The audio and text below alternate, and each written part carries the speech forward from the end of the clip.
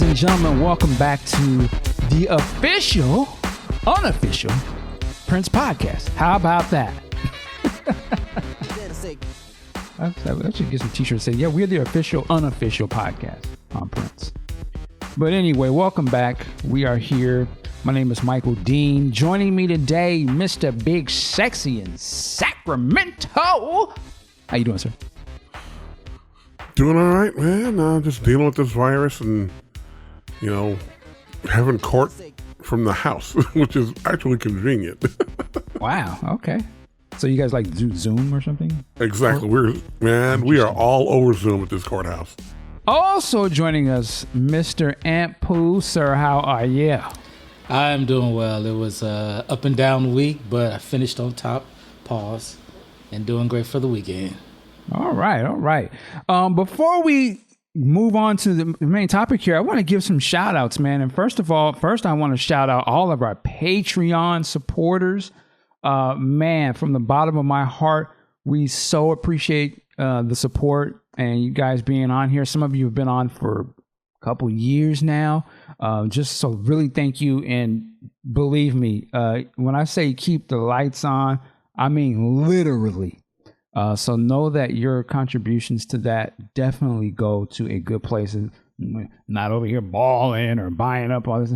This is literally to like support this what we're doing. So I just want to make sure that you know that I very much support or appreciate your support. I'm nervous, but yeah, thank you so much, and that's to all the Patreon supporters. Also, I want to shout out some of the other people out here in the Prince community. Is like so active right now. I love it. It's like seminar season out here because, now everybody is forced to be at home. So people are getting very creative and creating their own symposiums, the seminars and the different talks. And I love it, man. I think it's dope. So I want to shout out a few people. D'Angela, who does the symposiums. I can't even talk to that. But shout out to D'Angela. She is just continuing to push forward and doing a lot of great Prince events. Really love it. Shout out to Dr. Funkenberry. He's doing his thing. I see him stepping up, doing these great interviews and live streams and stuff. Salute to him. Salute to Peach and Black. Is continuing to put out great content. I see the alerts come up on my, I see them on Instagram, but I'm sure they're on all the other things. But salute to those brothers. Prince's Friend continuing to push out great content, doing his thing, hitting milestones on YouTube. Salute. Also, salute to I don't have the names of these sisters, but salute to them. So the Paisley brunches they've been doing with the ladies. I think it's Tanya, I want to say. But man, major salute. I love it. Keep it going. We need more different types of diverse opinions. And I always felt like, the ladies should know more about Prince and can speak to it on a whole way. We can't because he's talking to y'all most of the time. So I love it. Uh-oh, here come the simp. Go ahead. No, I ain't gonna be the simp. I'm like, you said the ladies can. I'm like, I don't know. The last couple podcasts you've done, Mr. Dean, I think you can speak to it. Oh no, we can. Everyone can speak to it, but I'm just saying like we don't. No, I was talking about your suspect stuff. I hear you go. Oh, you got your jugs. Okay, let me write that down. We'll revisit that. Hey, you got me. We'll revisit that. But yeah, salute to them. And also salute to Violet Reality. He's been doing his thing. Casey Rain with the the facts you didn't know. And he's just going down through the albums, getting great success and views on YouTube. And it's dope because I think all of this stuff, as much as we're all into Prince and we know all about it, there are way more people who this is their first time learning about Prince. So all of the stuff that we put out, they're getting this as like education, like, oh, wow, Prince is bigger than I thought. The rabbit hole is much deeper. So all of that just contributes to giving more Prince information and education out there. And that's a great thing because that's what keeps it going. And of course, salute to the estate, releasing the albums and stuff, keeping it going. So we salute everybody. We support everybody, because we love some Prince. And so anyone who is pushing up Prince, I'm with it. So just wanted to get that out there. Now, Today, we are going to talk about The Time's second album. What Time Is It? No, I'm not butchering the name of that album. What Time Is It? Yeah, What Time Is It? Which, for me, is my favorite Time album. And I'm arguing that this is actually one of Prince's funkiest albums ever, in my opinion. And I also wanted to dive into it again, looking at it now in 2020. And I'm sure we've reviewed this album before many years ago. So we're not necessarily going to review the album. But I think, here's the thing, I will say this. I think now albums like this and albums like The Family, which we'll talk a little bit about here later, I think now is important for them to be reintroduced into the marketplace, into, the world as Prince albums. Because most people know who Morris Day is. A lot of people, you've heard of Morris Day. Even people that don't necessarily follow Prince hardcore, you've seen Morris, and you know The Bird. These songs are synonymous in pop culture. But I feel a lot of people still don't really know that Prince actually made these songs. Of course, us fans know all this. And, we remember back in the day, that was the whole allure, is that you didn't know necessarily if Prince did it or not. They was affiliated, but you didn't really know.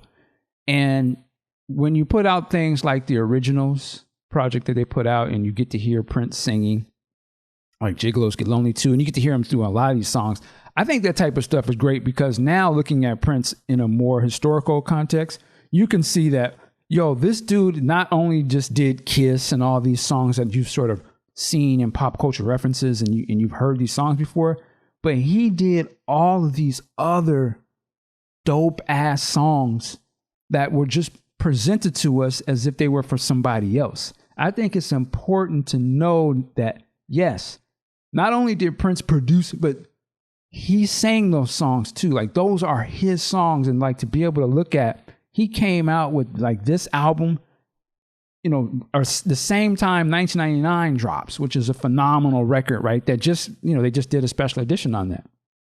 And that was a deep dive into that album and all of the songs that created during that time. But I think it's just as important to be able to say, like, yeah, 779311, that's a certified banger. That's certified Prince. Like, to just be able to brand it as that, I just think it's important culturally. So there's I can understand back then how Prince wanted to, keep that separate and wanted to have all these different things going on. But now I don't think there needs to be no mystery about it. It just needs to be like, this was a bad motherfucker. Like, he could do an album on this other stuff, his own stuff, and then come and give you just certified songs that till this day, Morris Day is still on the road performing these songs and never get old. And I just feel like there needs to be a release where it's, of course, it's the time, but to have Prince's name and or picture, or at least the story of it, to be like, yeah, man, this dude was incredible. Like, he was doing songs that a normal person would have been like, The Walk? Why would I give that to somebody else? Like, those songs is hits. But he was like, yeah, y'all got that. So that's kind of where I wanted to kind of go in this conversation, but I wanted to see what you guys thought about it too. What were some of your favorites from this album? Some Big Sexy, man. What do you think of this thought that, is it time to really spotlight that these are true Prince songs? Yeah, definitely, because of the fact that when you boil it all down, like you said, this was all Prince. I know Morris was involved in it. I don't know how deep he was, because I was listening to the album last night, and I really gave the song 777 9311 a deep listen. And when you hear that, the second half of the song is pretty much instrumental, and you hear this amazing drum line, and then beyond that, you hear this blistering solo, which was Prince, not Jesse, and then you hear the bass. Again, Prince, not Terry. And all of them are just on point. It's like he wrote a master class with that one song. It's amazing. Now, culturally, that hit when I was, still in high school, and everybody had to get their baggies on. Morris, at least where I come from, over in Oakland, Morris Day put the end to Sergio Valente, Jordache. He squashed all that.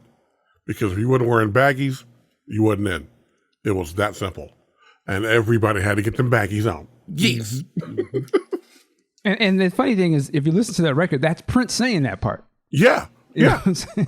So, they was driving culture. They was driving fashion. Just like you, I remember I went to I think it was called TJ's for a man with a woman on his mind. That was the commercial for the store. All my Seattle people know, my real players know what I'm talking about. That was like the pimp shop. But I remember like they sold the baggies and shit. And the only reason I know this because this was also around when the Beat It jacket was the Michael Jackson Beat It jacket, and I had to have that. And TJ's was the only one who sold the pleather version that my mom would even afford to want to buy me. But they had the baggies, and I remember being in that store, and they played Grace. One of the B-sides from this album. They were playing that. I don't know if it was on the radio or what, but I remember hearing that, and I was like, in my mind, I'm like, this is the Morris Day store. Like, you know what I mean? Like, because everyone got their baggies from that. And so just let's say, like, I mean, Prince and Morris had their pulse on the culture. Like, they was driving that. And Pooh, man, what's your thought? Well, I hope you guys are going to forgive me. At the time that this was launched, I was only 5 years old. For sure. So I have no frame of reference at that time about not let alone the time, but most of the tracks on these songs. I came into knowing 7779311. Go ahead, Shoot the Messenger, in a little known album dropped by Tupac in 1995. Yes. With the song "What's Your Phone Number." I don't know why Prince approved that sample, but he did. Maybe he thought it was just because actually didn't. I could have sworn Michael Bland said he didn't approve it actually, but I'm just assuming he did because it got released. Sure. Yeah. Who's gonna go up to Suge and say like, nah, you ain't putting that. Anyway, go ahead. That's a good point. So yeah, when I heard that, I was like, God damn, this is ill. And then as I began my my odyssey into the Prince musicdom and getting past, because all I knew at the time was, of course, Ice Cream Castles, the songs that played in Purple Rain, as well as the Pandemonium album. So then going back and discovering Cool, discovering Get It Up. I did know about Get It Up because when they got, go ahead, Shoot the Messenger again. TLC. Exactly. Not mad at you. Not mad at you. When I bought the Poetic Justice album, it said writer Prince, and I was like, Prince wrote this song for TLC? And then my brother, he's like, no, it's a cover. The Times did this. Then why does it say Prince? He said, I don't know, but that's as far as it got. So when I got to 779311, it just was a huge banger. Tupac, I shouldn't say Tupac, the producers who came up with that, they admirably put out a really dope song. But man, when you hear the original, it's just so, like, in my opinion, filled, and it's just so much musicianship within it that you're just amazed that, God damn, this was put out in 1982. Because again, at the time, I'm just turning 17, I'm not having a strong frame of reference to understanding all of this music. So when I hear What's Your Phone Number, I'm like, that's dope. Then when I hear 779311, I'm like, they was doing music like that back then? What the fuck? Again, you got to forgive me. I'm 17 at the time. I don't know this stuff. I don't have a real frame of reference. So like even today when I'm still going back and like I'll put in samples on Spotify, on Apple Music, and I'm finding out that Two Live Crew was sampling a lot of their music. I'm just blown away that the musicianship was just so great to put together these songs that you thinking that only someone in the 90s that's seen and heard all this was able to get pieces here, and it's like, nah, they got it from one song.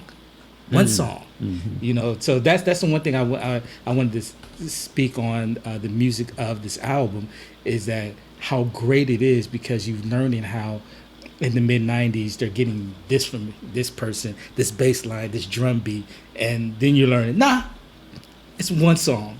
And when it comes back to, now bring it back to the time when I was finally able to get a hold of these songs, yes, illegally. LimeWire was the shit back in the early 2000s. iMesh. I got at the tail end of Napster. I found out about Napster like maybe 2 months before I got shut down.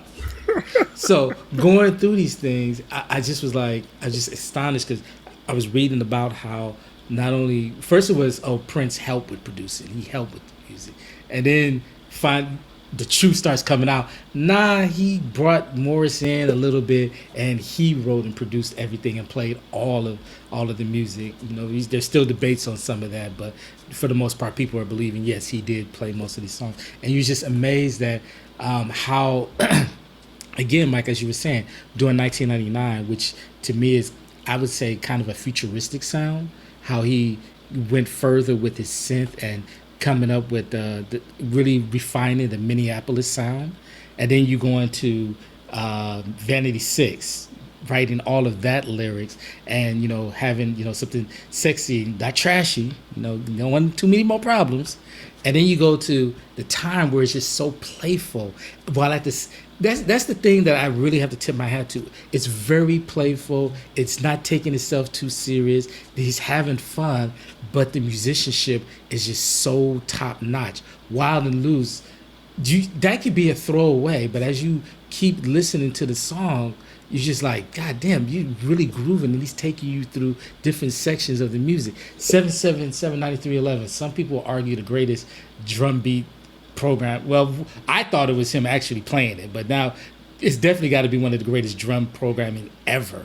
The Walk. And that's a stock beat that came on the machine. And he was able to put layers on it, right, to really make it his own, and people were just like, God damn. When I first heard Gigolos Get Lonely Too, because I heard the beat, I believe KD from the Lynch Mob did a version of this. But when I hear Gigolos Get Lonely Too, I would have, Morris Day did a great job. Well, I say a good job with this, because he's not known for being a great vocalist, but you feel him. You feel all of that. The first time I heard it, I was like, God damn, he's really making you believe. He's really making you feel sympathy for this player. And again, the music is so top notch. I think, and I probably get called out on it, but I think you can look at it. Prince is accused of overproducing a lot of his songs, a lot of his albums, and here he really doesn't do it, and that to me is really great, because he put the music out there and let it exist. Maybe it's because he was working with Morris, and he's probably like, stop it, just stop that shit. And he probably has the guts to be able to do that. No, it don't need no more synth lines, whatever. And so I really have to tip my hat to him, because the music is great, and he's being able to compartmentalize. Okay, this is what I want for this. This is what I want for this. This is what I want for these girls over here. And he dropped some dope ass samples. And I'm taking it from that aspect, because when you hear 779311, you hear Gigolos Get Lonely Too being sampled by these rappers, you're like, that's a bad motherfucker that's putting out music that stands the test of time. All right. I love that. And just to go back to the whole Prince and Morris Day team, I also think, and I've really been listening to a lot of these tracks over the years, and I love the newer songs that are coming out from this period, tracks like Bold Generation, the International Lover, it was like Take One or something like that. And getting the information like, yo, that's Prince and Morris, Morris on the drums, Prince on the bass, or whatever it is. And I think, to me, listening to a lot of this stuff now, and I'm like, you know what? In my opinion, for me personally, that's the best collab team that Prince has had, in my opinion. Like, the music that they made are just bangers. Like, and you can hear it in even things like, was it Colleen Baconskin? Yeah. Like, that song, you can hear a lot of the basic ingredients that are in all these other songs. You know, you can hear it's usually Morris on the drums, doing funky beat or whatever. Prince would just be on the bass or something, and them just locking into each other. They sync with each other so well. And I think a lot of these songs benefit from that, because you can hear, if you really listen to some of these songs, and if you listen to the headphones, and if you can kind of get past, and I'm saying this nothing in a bad way, but when you get past like all of the great flourishes and like the synth lines and different little guitar licks that Prince would throw on all these songs and really flesh them into full songs, I mean, you can really hear the core of it's just the drum, and you can hear Prince's bass playing. And even on some of these songs, you can faintly hear him talking or calling out sections, or he'll get excited and a grunt or something. You can faintly hear some of these things in the songs. And sometimes I'm like, man, you can actually really hear the core of these songs. Like, you can tell, like, they probably just started as drum, bass, and then Prince came back at another pass and played some guitar part over it and just kept layering parts onto it to what it becomes this thing. But to me, all of their songs together are just dope. Like, yeah, Gigolos Get Lonely Too, The Walk, Wild and Loose, was it Party Up? I mean, all the songs that they seem to do during this time are banger. Even the songs that I don't know if Morris plays on, like Summertime Thing. I'm not sure of that. But even the songs that they choose not to use during that time are still dope as hell and are bangers later. Again, New Power Generation, the song. I was like, when you first heard that Bold Generation, you're like, damn, it's really the same song, but you can hear the 1990 Prince sort of sprinkling his salt and pepper over it. But the essence of it, that shit was banging. Like, they could have legitly just had put that shit out back then. Would have been another cold song you'd have been playing, a timeless type of song. It boggles my mind what was the thought process where they were like, nah, we don't want to use that one, man. Go ahead and put that One Day I'm Gonna Be Somebody on there. I don't want y'all to have too many hits, nigga. But no, I was saying, I think the collab of those two brothers, man, back then was bananas. I don't know whatever it was that they brought out of each other, but I think you kind of nailed it too, Ant. Like that fun. That's what I think it is. Like, I think they just vibe together so good, and Prince seemed to always be into that Jamie Starr voice during the songs that they did. And I think that spawns that whole Morris sort of character that we know on records and stuff. And I just think that fun of it is so, and then being funky and like, no, we just doing the funky shit, or, you know, the real R&B-ish, you know, the slow jam type stuff. I just think is that they were just so locked into that. And I think that's why those songs will always work. Like, it'd be hard to make those songs sound corny. Even if somebody was to cover them today, unless that person is just kind of corny themselves, you can't make the Bird be corny. You know what I mean? I don't know. I think Justin Bieber could. Well, as I'm saying, you would be a corny person unto yourself, but the song itself is a banger. Like, it's gonna get you going to get up off the, you know, the walk, the way, boom, boom, boom, boom, boom. That's just pimp shit. Like, you would have to be mad whack to mess that up. Because if you just, how could you not be in that groove? You know what I mean? Like, it's 7/7/93/11. That's a monster groove. It's you know what I mean? So they're just like timeless type of songs. Cool. Another, you know, it's just like, man, you can't mess that up. If you mess that up, you don't really need to be on the stage, or you don't need to be on the mic, period, because it's just laid out for you. But I feel like too, that's why I said, so I feel it's important that they're really told that, yo, that is Prince as well. So I'm saying, like, those albums, like The Time, and I'm just speaking on the What Time Is It album, need to be, just as you're special editioning the Prince records, which you should, those are just as important in my opinion. Like sometimes it puzzles me when I hear people like, I don't like The Time. I'm like, how could you not like The Time? And they're a Prince fan. I'm like, how do you not? That is Prince. That's probably Prince at his most unleashed funkiness. You know what I'm saying? Like, if he sang that song, you'd be all over it. You know what I mean? But it's the same shit. But I think it's because of the way it was branded to us, the way it was presented to us, we think of it as some sort of separation. When in fact, there is no separation. Like, you know what I mean? Like, I can only imagine we did our whole what if thing. What if Prince was like, no, just put my name on it. That's going to be the next Prince album. I'm going to put 2 albums. I'm going to have 1999 album, and I'm going to have an album called What Time Is It? Or whatever, you know, the Wild and Loose album. That's just for the street, you know. Well, all of his shit was for the streets at the time, but like, I really just want that to be for the club. You know what I mean? Like, that's gonna be my super black record. That's banging out of control. What would have happened for the culture? Yeah, you know, yeah, right, or whatever. You know what I mean? Like, I just want it's just 6 songs that's banging. Like, I'm not gonna answer no questions about it. People would lost their goddamn mind. We're like, this. They already knew he was a bad motherfucker, but then they've been like, man. It was like, man, stop. Just that's what I think too. Like, if people would have known he was doing the Time records, even if it still came out at the time, I think that would have even been stronger. I don't think it would have took away from the Time, from the audience perspective. They would have been like, yo, Prince is a bad motherfucker. Like, it wouldn't have, because back then we were all debating like who was better. It wouldn't have been no debate. It was like, yo, Prince is a bad motherfucker, man.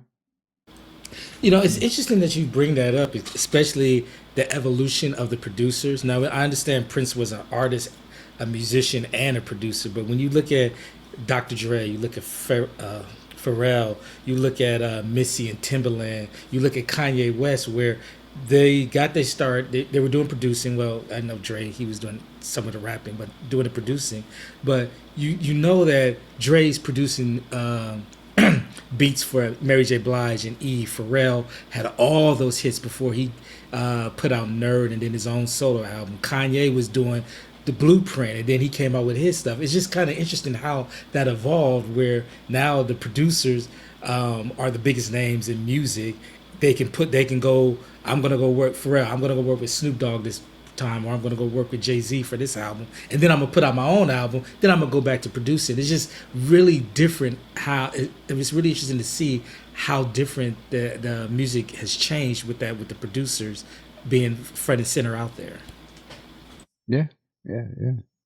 You know, and I can understand, I suppose, why Prince wanted to, you know, keep these things separate.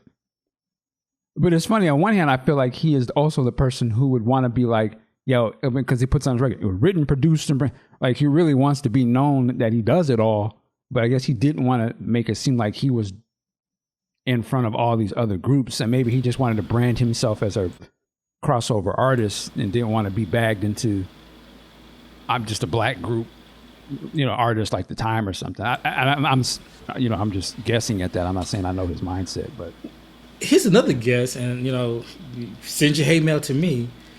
What if it's possible he didn't have full confidence in these songs and in these albums for these artists, and just in case they didn't, hey, I said, what if they, you know, they flop? He's like, well, my name ain't attached to it. I don't see that, but I suppose you could say what if, but nah. I mean, he was a taskmaster on these groups. So to me, him saying I'm doing all the music is the guarantee that no, it's gonna be banned because I ain't letting nobody else have a hand in it. Good point. You know what I mean? Like, and then when y'all get on the stage, you gonna do what I say to get. You know, I'm gonna work you to death until you get it right. So I wouldn't. I think he had total confidence in it. It's just for whatever reasons he wanted to, you know, have a separate sort of thing about it. But yeah, I mean, like I said, now though, yeah, those songs are so important.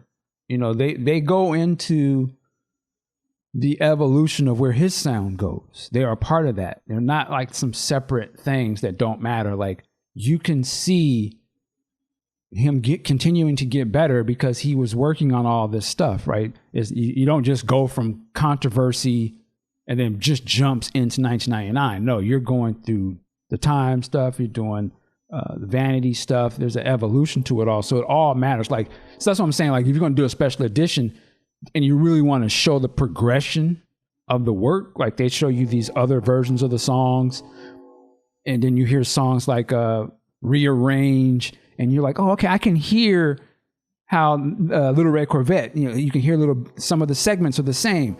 So I'm saying the same thing. Like, this album goes right into showing like how he gets to where he is, So they need to have that same spotlight on those. People need to hear those records. And even the ones that you knew about before, now having the context to know, like, yo, that really is that dude. You know what I'm saying? Like, even that's what I said. If I was in charge of that estate, I'd be like, listen, maybe you don't have the budget to do a full out release physical, but let's take these time tracks. We found some of his versions of these songs. Shit, we'll just do a digital release.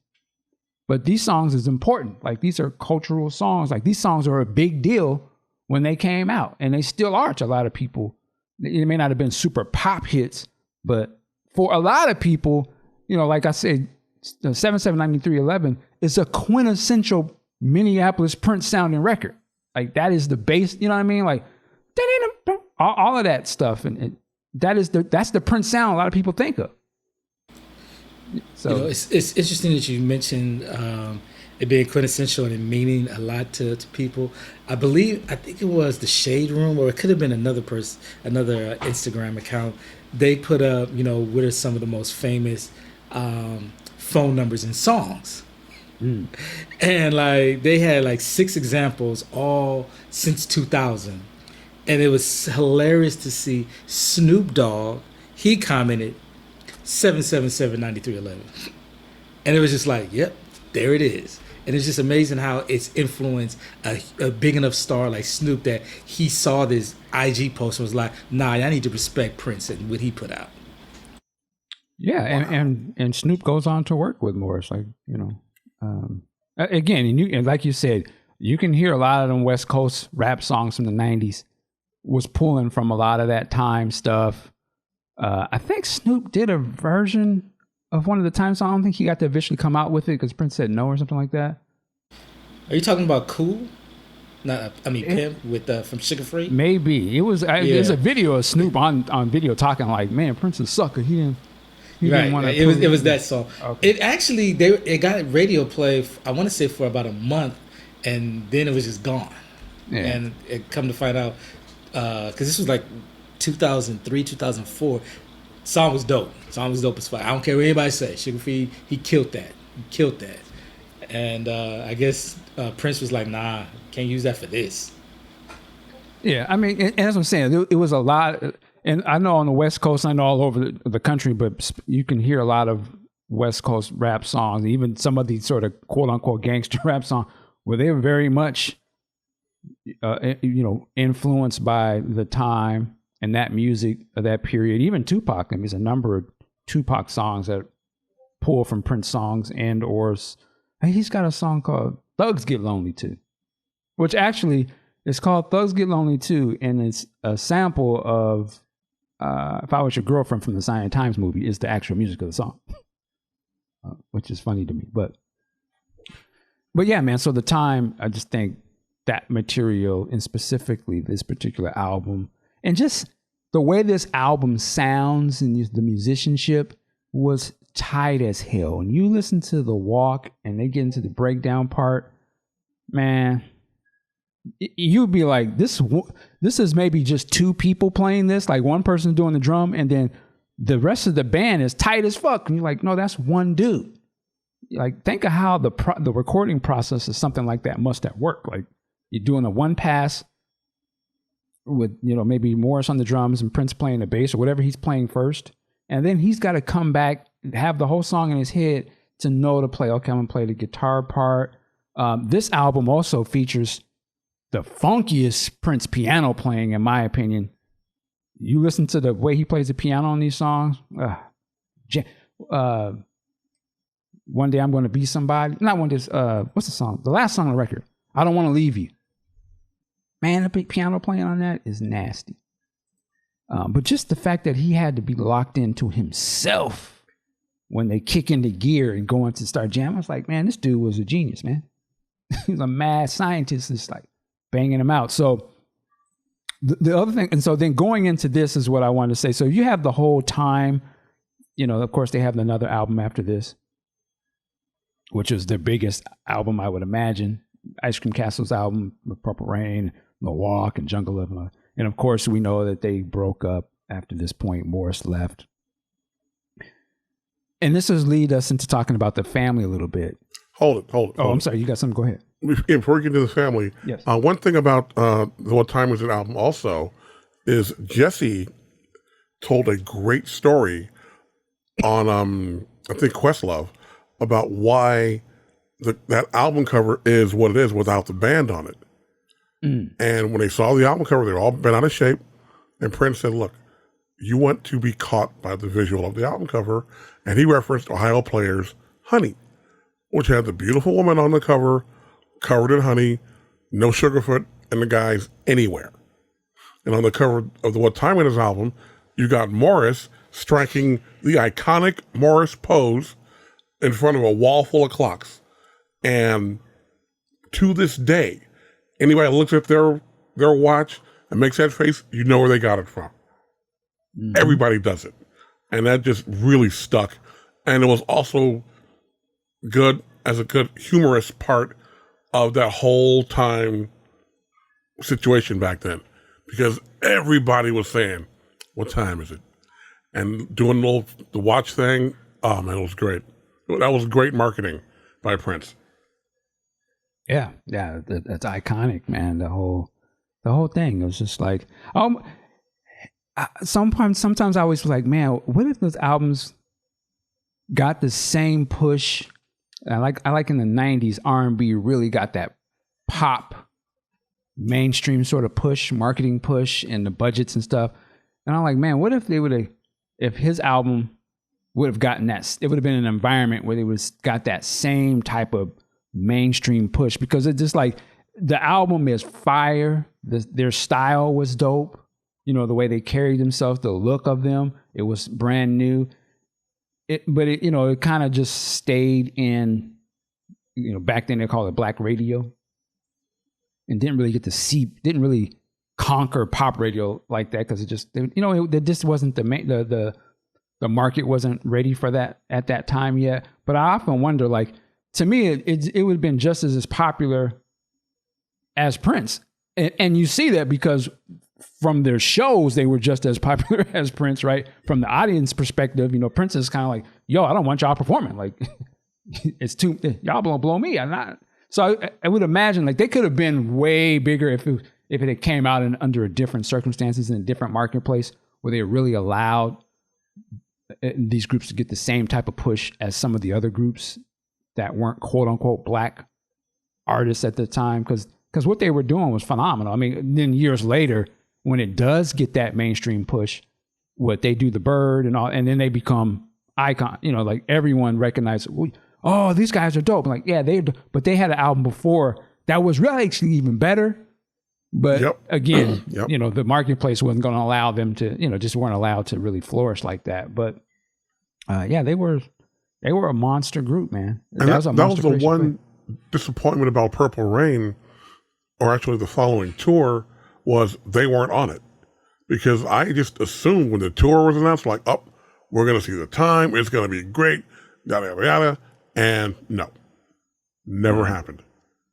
That was a missed opportunity. Yeah. And so let's go into the family album here.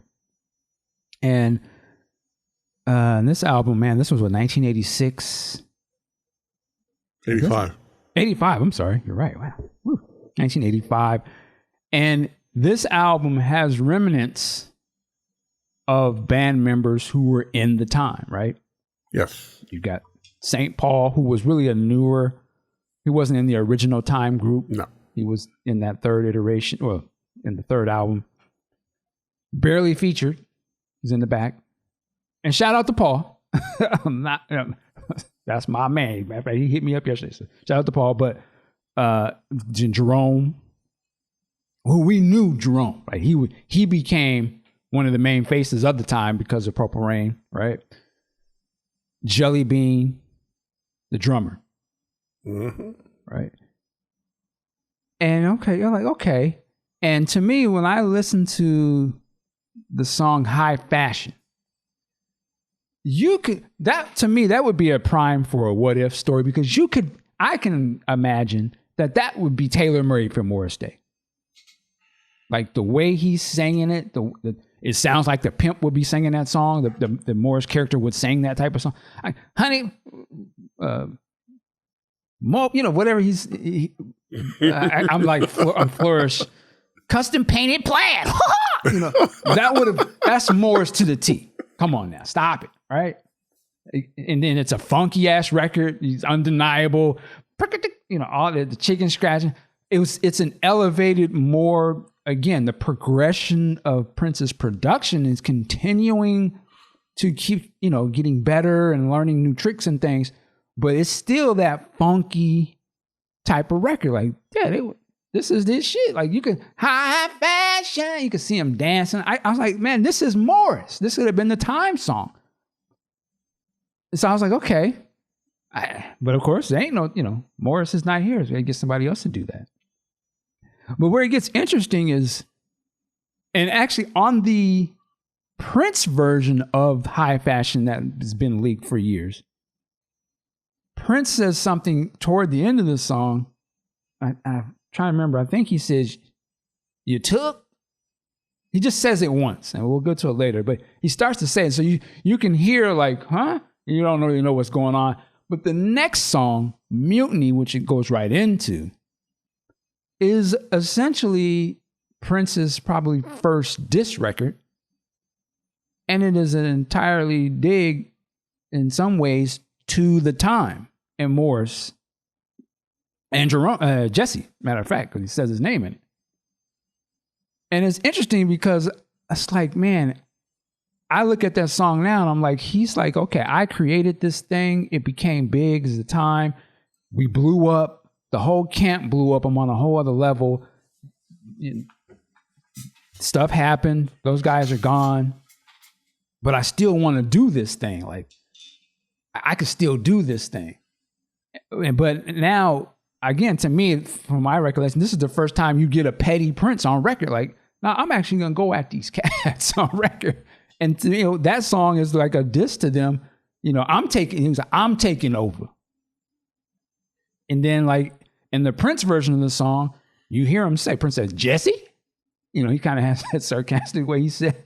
And then he says, and we've talked about this before, but he goes into the Morris, you took, did you give? Huh? Did you give? And which is a reference back to Morris's last performance with the Time, where he says that to Prince specifically. There's the whole middle part of the show where Morris is just talking on stage, and he's, I thought you think he's joking, but I guess he's probably very serious in the stuff he's saying. And he's like, yeah, Prince, you took, but did you give? And as sharp and as petty and as Prince, you could see he's one of them cats that he ain't gonna forget nothing. Like, oh, you was yeah, I ain't forgot. You was talking shit. And this was, at this point, that was a few, maybe a year ago or more. But he remembers that to say, nah, I'm going to put that in this record. Even though he ain't even on this record no more. Yeah, I got something for your monkey ass. Yeah, Prince does have that memory. Yeah, and he can be you took, did you give more? I was like, wow, okay. And it took me years to piece that together. I didn't catch that. I didn't know what the hell he was talking about. Well, of course, that Morris, the Time show hadn't been leaked, so I had no idea what that was. But then watching that or listening to that Time show, and I say watching it because they did show it at Paisley Park at the last celebration. But listening to it, I was like, wait a minute, I've heard that in the family songs. Like, oh, this is what's going on. But it's just interesting that, yeah, the family sort of comes out the remnants of the Time. I guess Prince still, like, yo, I still, in my bag, I still have these funky style. Like, I want to get this type of stuff out. Old boy ain't with me no more. Okay, I'm going to do it then. You know what I'm saying? But then I don't know if he's, and again, I don't know the history of this. Some of these Prince scholars can jump in and break down, like, was the high fashion and the mutiny written specifically to be on the family, or were those songs that he just did, and then once he got the idea for the family things, okay, yeah, these would be perfect on this. Like, and I'm gonna get the rest of the brothers to be on this, and let me get St. Paul, let me get the white dude to sing these songs. I'm gonna get that. I think he said, I'm gonna get that Duran Duran bag. Yep. But it's just it's funny that it sort of spawned into that. And when I'm saying this again in text of historically, they need to. It's important that they put these songs and spotlight these stories. It's not. I mean, you can look at it now and be like, that was that was a funny period. But yeah, even back then, cats, they had beefs, they had diss records. Even Prince was going in, but he still made them fun. They was funky, and then he got somebody else to sing them. But he didn't take that part out. But it's interesting is he left his part saying that dig to Morris in the record, because he could have easily just took that off the record. It's at the very end. St. Paul isn't saying it. And I wonder if he even knew what that was in reference to at the time. But he left those in there. Well, with that said, I gather my thoughts. Ampu, what's some of your recollections or your thoughts on the family record? I know we've talked about it before, and of course, they have the big song that compares to you, but some of the other tracks, and is it something that you find yourself still playing from time to time? The only song on this album that I find myself playing a lot is Screams of Passion. I remember 2010, I was working at the marketing agency, and one of my coworkers, that's when I found out that she was a Prince fan, and a deep cut Prince fan, because she put Screams of Passion on. And I was just like, what the fuck? Because everybody in the office knew I was the big Prince fan. And nobody else knew this song. But I just when I heard it come on, I peeked around my cubicle. I was like, Kate, that's you? She's like, yeah. I'm like, how you know that song? She's like, what you know about that song? I was like, oh, okay. So that's how we kind of bonded. Kate's a white woman, so the white woman checked me. Like, what you know? I was like, whoa. So at that point, go ahead and clown me, Mike. I became a fan of that song, being introduced to it. That was my introduction to Screams of Passion. I finally got the family album. I went through it. I heard Nothing Compares to You. I won't reiterate my opinion on that song. Of course, from Prince playing Mutiny in concert, definitely had an appreciation for it. More so Prince's version than the other one, than the family's version. But Screams of Passion, when I first heard that one, I was like, oh, okay. I kind of like it. And I prefer I think it was the 8-minute version than the shorter version that is on it. So that's the one that I always point to. And I think, it did get a video, but it definitely didn't get enough play, because I feel like I just really like the layer. It's a very, again, multifaceted song. Like, there's this little thing that goes, it's just weird. I don't know if I'm saying it right, but it's just all throughout the song, and I just hear it from time to time and thinking, like, who the hell just does that? Because that's like a nail scratching sound, but Prince put that in his song, and it works. The duet with Susanna and St. Paul, not a fan of St. Paul, but it works here. And I think the way that Prince had them do their vocalization on it, I thought that was really great. I like their version than what I've heard of the Prince version, which I ended up sending to Kate later. I like, hey, I know you like the song. Here's Prince's version. She didn't like it either. I know nobody cares, but I'm just putting it out there. So yeah, that's the song that I go with.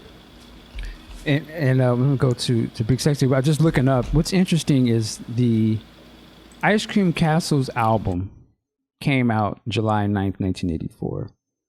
I believe they started working on it in March of 83. But just in context, Ice Cream Castle comes out specifically July 9th, 1984.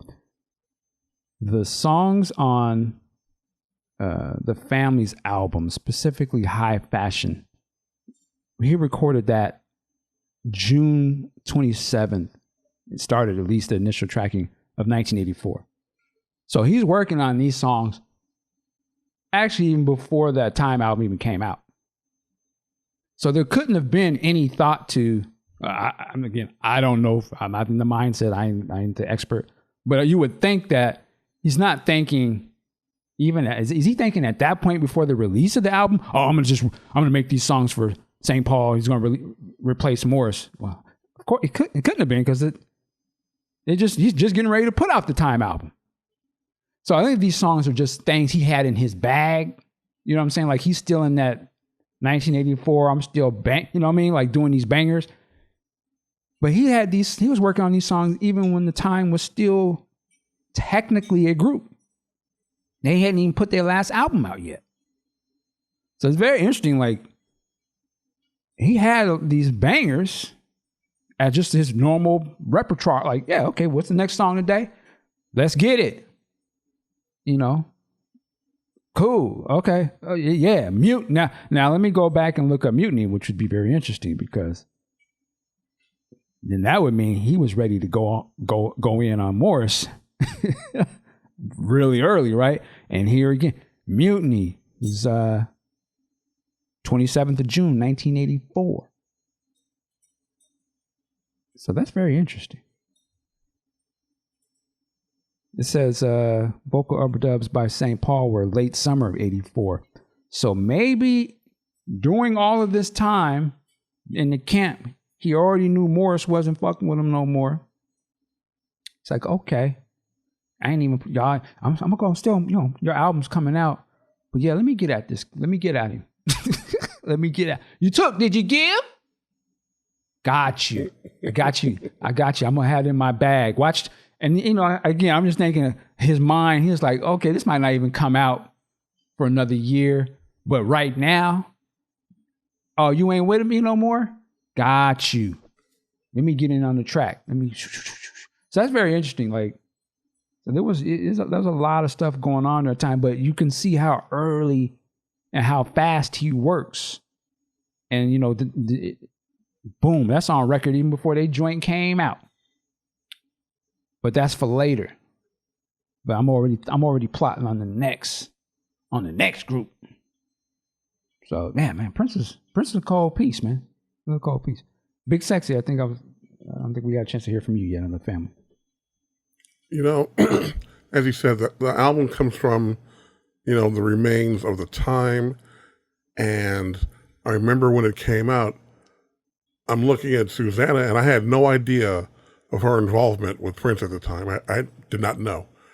And I'm watching the whole thing, and I'm watching the video, and at some point, I don't know if it was in the video, but at some point I see Eric Lee playing or holding a bass. I'm like, the hell?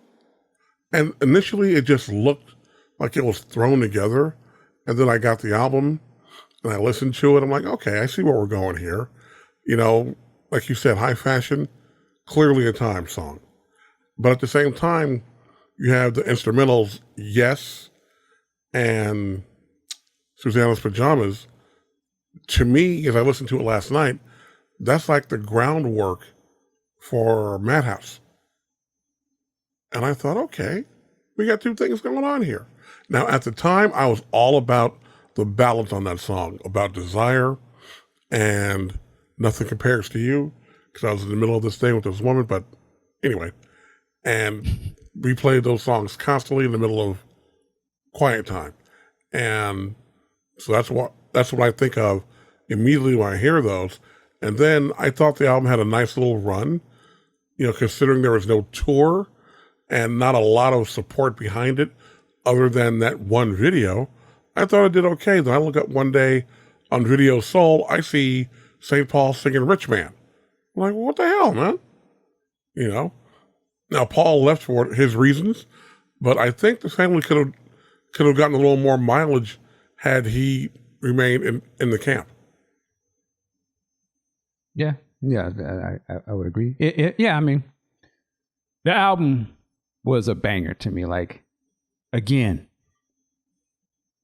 they'll probably have the parade special edition at some point. But to me, it makes no sense that you can't go from Around the World in a Day to Parade.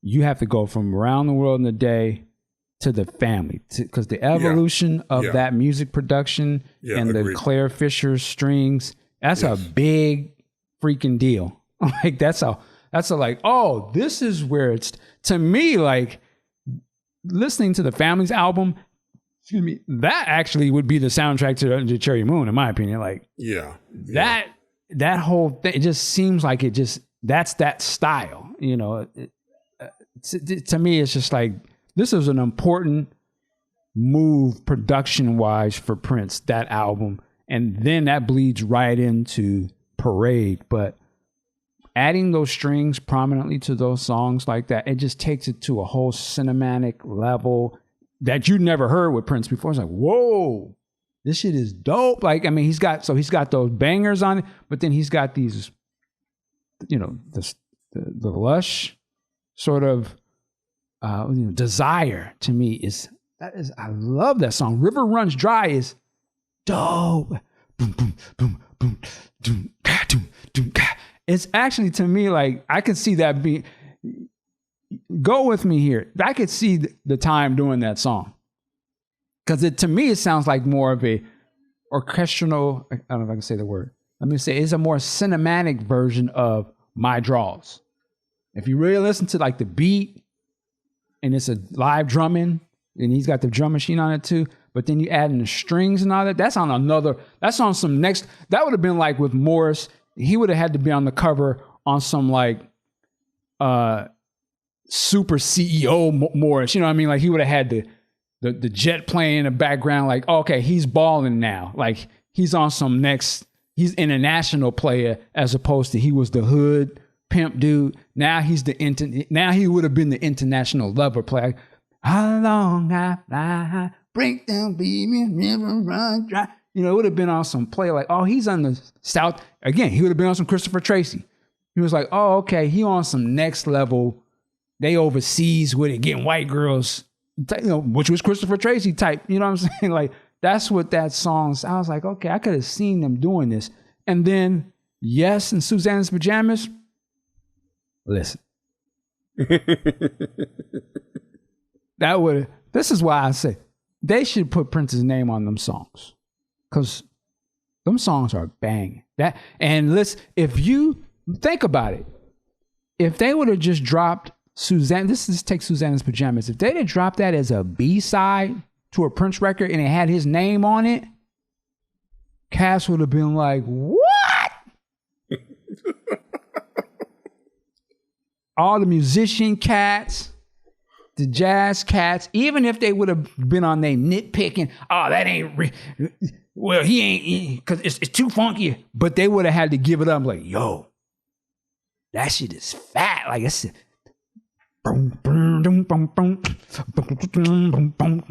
listen to that record. That's probably one of Prince's most bass EQ'd sonic sounding records. Like, they don't sound like nothing else on his catalog. If you go listen to that right now, that shit is thick.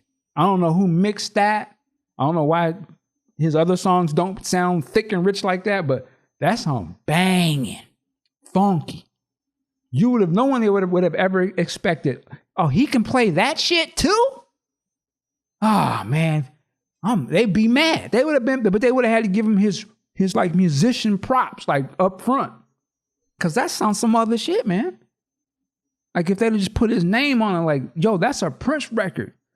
He just gave you that. Like, but I thought he was the pop, and yeah, man, he a genius, man. Even yes, if they had put his name on that, man, that's the same thing I would have. I said the same thing about Madhouse. If it would have just said this is Prince's jazz record, would there have been some haters? Oh, it's not real. Yeah, but you'd be like, damn, he's playing the drums on that. He's doing this. Yo, he's a bad. And he doing it by himself. He just got one other dude. Forget about it. Yeah, they wouldn't be like the pop star. They'd been like master musician. Like, who is this guy? You know what I mean? They were already like, who is this guy? But they'd have really been like, man, stop it. So that's, to me, that's what I say, the family album, if they just put Prince's name on that and put his versions on it, it'd be like, man, I didn't know this was really him. I thought he maybe just played a little bit on it. Nah, man, this a cold wreck. Like, huh? How is it almost like a throwaway or something? You know what I mean? Like, that's how dope he was. So I just want to say, the family album is banging, and salute to St. Paul. They did their thing on it, but when you hear them Prince version, I know I'm just like scatter. Mutiny. When you hear the version of Mutiny with the bass playing on it, because they took the bass off the album version, stop it. Banging. It's like, what is this? And they would have been like, yo, this is Prince. And you'll be like, oh, this is Prince going at Morrison? Oh, he's a fool with it. Because then Prince obviously was feeling that song because he played live, right? He's playing that song during that time. He's like, nah, I ain't gonna let this one sit. This song, this personal, nigga. Jerome, get over here. That's my man. And then he, again, that petty Prince, like, as a matter of fact, the brother who was singing this song, I got smoke for him too. Punk of the month. Prince was wild, man. I remember when Jakes turned me on to that. You know, he said it was at a Paisley Park performance. I'm like, okay, cool. Then I saw it. I'm like, dude, they are on stage, not at Paisley, at First Avenue, calling him out. Yeah. Paul, Punk of the Month. Like, wow. On the song he sang on the record. On the song he did, exactly. Which is also a dig at Morrison. That's like a double diss record. He was like, man, I got smoked for all. Get up on stage. I mean, that's a cold move. Like, Punk, just imagine if he was the artist today. Like Dre or something. Where's Snoop at? Bitch, nigga. Bullets will start flying. It'd be like Jay-Z performing Still DRE and then clowning Dre and Snoop it doing it. Yeah. And then call him out. Like, where they at? Bitch, nigga of the month. Like, whoa.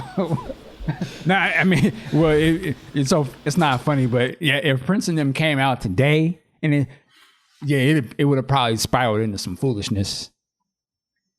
Right, like been fighting or somebody, which is crazy. I don't know about that. I don't think they were about that life. Well, apparently Prince was about that life, right? Because you've seen that leaked footage from the rehearsal where he ran up on your boy, who hasn't been seen since.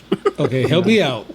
There's two examples, right? If you can read the Brown Mark book, Prince was obviously about that life. He put a foot in his ass. Wasn't playing the instrument right. And then there was that new tour rehearsal where him and Miko got into it, and Prince act like he was from Dim Hands University, like, damn, all these, let's get it popping. Like, huh? Let's sit your ass down. So I don't know. That's what I'm saying. Yeah, he was on some foolishness now. And I know. How dare you? I'm speaking facts. Go check if you choose to believe what Mark said in his book, you can argue with him about it, and you can go look at that YouTube video yourself, and it's been documented before. So I'm not making up nothing. Okay. I'm just saying, can I get the search for that video? Because I want to see this. I'll try to find it. But it's out there on YouTube. It's a whole rehearsal for that show. It's very grainy footage, but you go toward the end and you turn it all the way up, and you can see he's about to get it popping. Prince ain't no punk, man. That much we know. He ain't no punk. Now he might have gotten washed if it actually went down. I don't know. It might have been on his. Say I was about to go. I was about to go start telling jokes, and let me stop. I know my audience on Prince can be very sensitive, so I almost stop. Shout out to Tory Lanez. But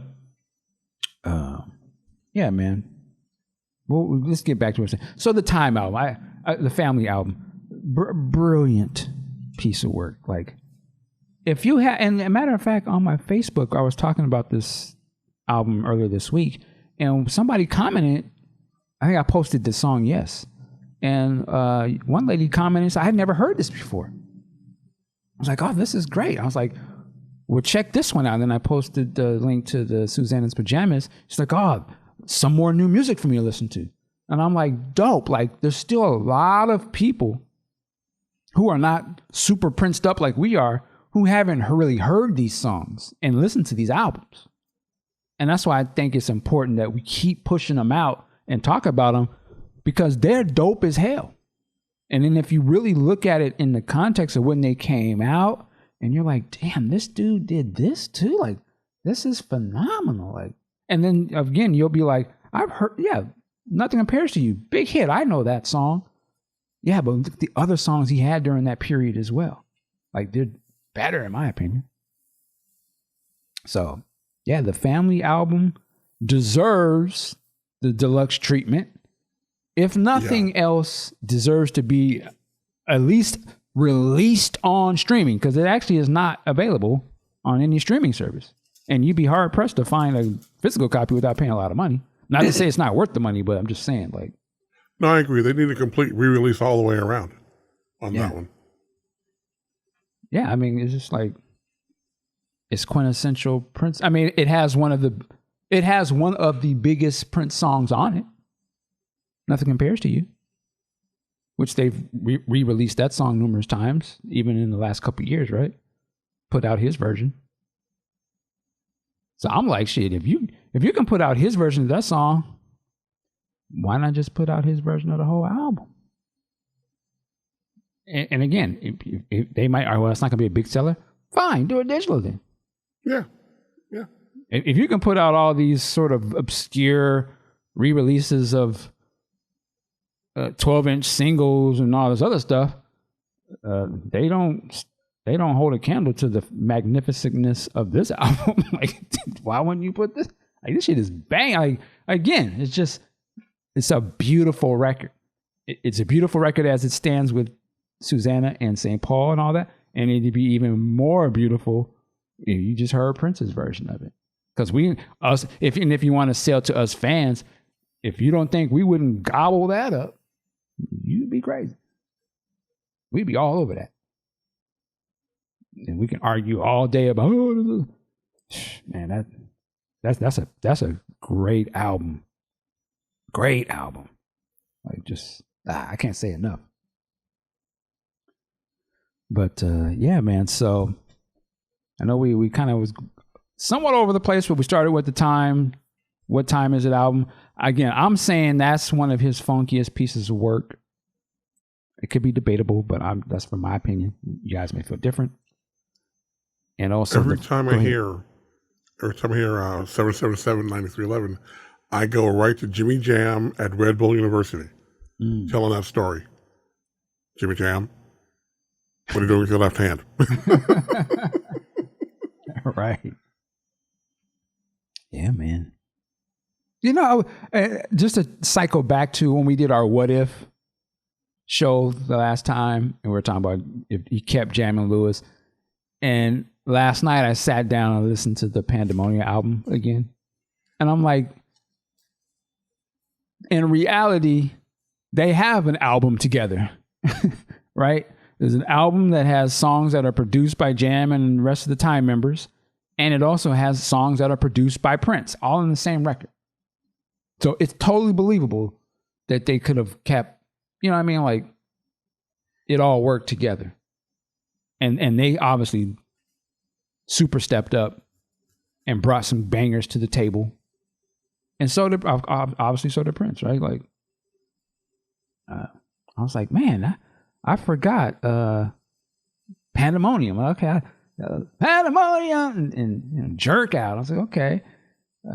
Sometimes I get lonely. I was like, they stepped up with that. Yeah, they came up. And one of my favorite song on that album, though, probably actually aside from Summertime Thing, is It's Your World. That song is banging. The bass on that.